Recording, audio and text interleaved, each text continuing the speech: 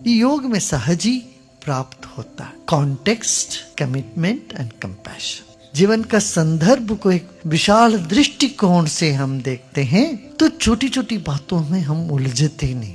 Context चाहिए। और जब तक जीते हो जरा मुस्कुराते जियो, प्रसन्नता से जियो, सबको गले लगाते जियो। भाई मुसीबत किसको नहीं आया है बताओ। श्री राम के जीवन में मुसीबत है, कृष्ण के जीवन में मुसीबत, सब हर अवतार पुरुष के जीवन में भी बहुत सारे मुसीबत आया। उसका 100 में से 1 अंश भी तुम्हें नहीं आया है, ऐसे देखोगे तो छोटी सी बातों में हम अपने आप को दुखी कर लेते हैं।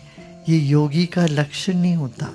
योग का लक्ष्य ही ये हेयम दुक्खम अनागतम, दुख आने से पहले उसको रोक दो, ये योग है। दुख कई तरह से आती है, कैसे शारीरिक दुख, क्यों जब चाहे तब खाए, कोई नियम नहीं है, संयम नहीं, कुछ भी खाते रहेंगे, कभी भी खाते रहेंगे। शारीरिक स्वास्थ्य के लिए भी योग करिए।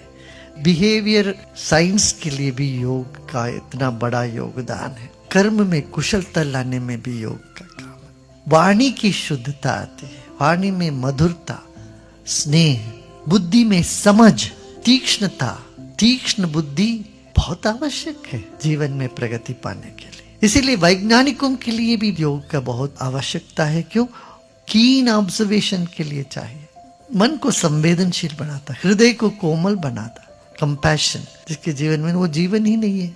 करुणा माने हम समझते सिर्फ दूसरों के ऊपर दया करते हैं, वही। तुम अपने पर भी करुणा करो, अपने पेट पर भी दया करिए, बहुत ज्यादा उस पर नहीं घुसाएंगे। अपने जोड़ों पर भी करुणा करिए, थोड़ा उसको मोड़ना काम देते रहिए। कमिटमेंट, निष्ठा, कोई चीज हाथ में लेंगे तो उसको करना, पूरा करना चाहिए। प्रतिज्ञाबद्धता, चाहे 100 बार टूट जाए कोई हर्ज नहीं, फिर शुरू करो। आप कोई भी प्रतिज्ञा लेते हो, टूटता है मान लो, इससे उदास होकर छोड़ना नहीं, फिर प्रयत्नशील रहना।